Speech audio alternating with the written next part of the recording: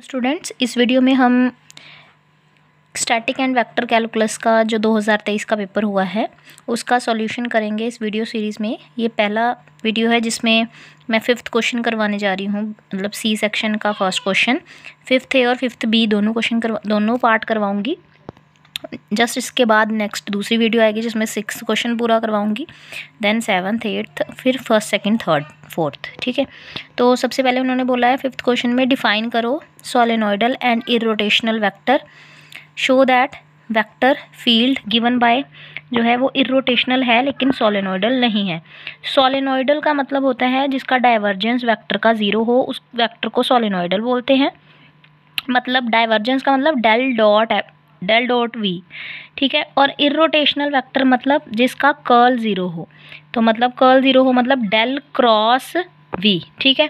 तो जिसका cross product we del के साथ वो 0 हो तो वो इरोटेशनल, मतलब अगर मैं डेल क्रॉस वी करूँ तो वो 0 आए तो इसको बोला जाता है इरोटेशनल वेक्टर। और अगर मैं डेल डॉट वी करूँ और वो 0 आए इसको बोला जाता है सोलेनोइडल वेक्टर, ठीक है। तो मैंने एफ वेक्टर लिखा, पहले उसका डेल क्रॉस एफ निकाला, डेल क्रॉस एफ। तो पहले ऊपर आई जे के लिखा, डेल का मतलब होता है, मैं आपको बता दूं, डेल का मतलब है I cap curl by curly X, J cap curly by curly Y, K cap curl by curl Z. तो लगा दिया, डिटर्मिनेंट में अरेंज कर दिया। थर्ड वाली रो एफ वेक्टर की रखी, पहले आई के नीचे आई वाला कंपोनेंट, जे के नीचे जे वाला और के नीचे के वाला कंपोनेंट रखने के बाद डिटर्मिनेंट को सॉल्व किया, जिसका पार्शियल डेरिवेटिव वाई के विद रिस्पेक्ट टू होना वाई के, इसका जेड के विद रिस्पेक्ट टू, तो माइनस का साइन जे कैप आएगा, फिर इन दोनों का क्रॉस प्रोडक्ट बीच में माइनस फिर के कैप और उसके बाद इनका क्रॉस प्रोडक्ट, है ना, 0 के इक्वल आया। तो F vector is irrotational vector, क्योंकि जो मेरा वेक्टर है वो उसका कर्ल ऑफ एफ वेक्टर 0 आ रहा है, तो F vector is irrotational vector, ठीक है।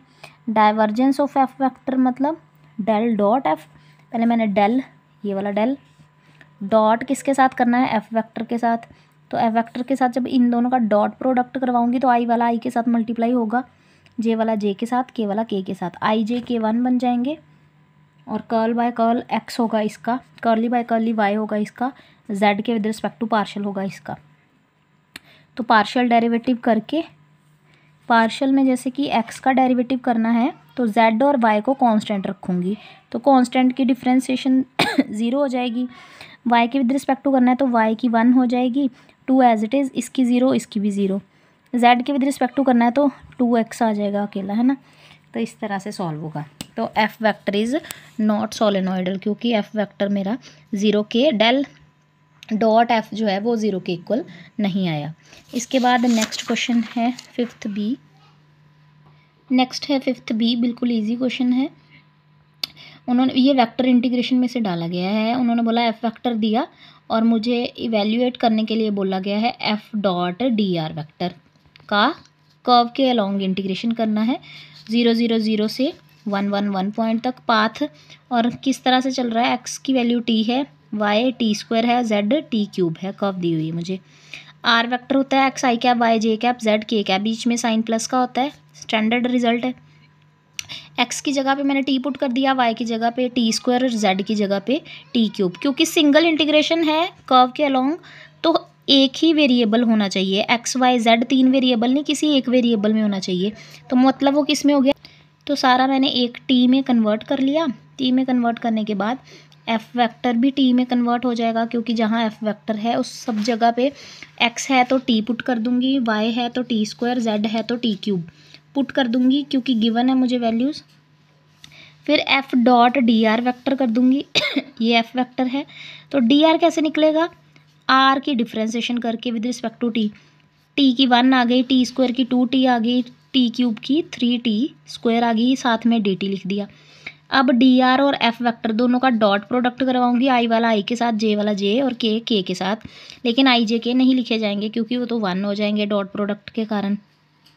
तो ये F dot D R solve करके इतना बन गया। अब इसकी इंटीग्रेशन कर देनी है और लिमिट देखो कैसे चलेगी, क्योंकि एक्स बराबर है टी के, तो एक्स यहाँ पे 0 से 1 जा रहा है, तो मतलब टी की भी लिमिट क्या हुई 0 से 1। तो इसीलिए अब इंटीग्रेशन के बाद इंटीग्रेशन करके क्या आएगा, टी की क्यूब, यहाँ पे टी की 7/7, 9 की 10 हो जाएगी बाय 10। तो इंटीग्रेशन करके upper limit lower limit put करूँगी तो ये 5 इसका आंसर आ जाएगा। ठीक है, नेक्स्ट क्वेश्चन जस्ट इसके बाद ही अपलोड कर दूँगी, तो प्लेलिस्ट बना दूँगी इसकी, आप पूरी जो है पूरा का पूरा सोल्यूशन वहाँ जाके देख सकते हैं। ठीक है।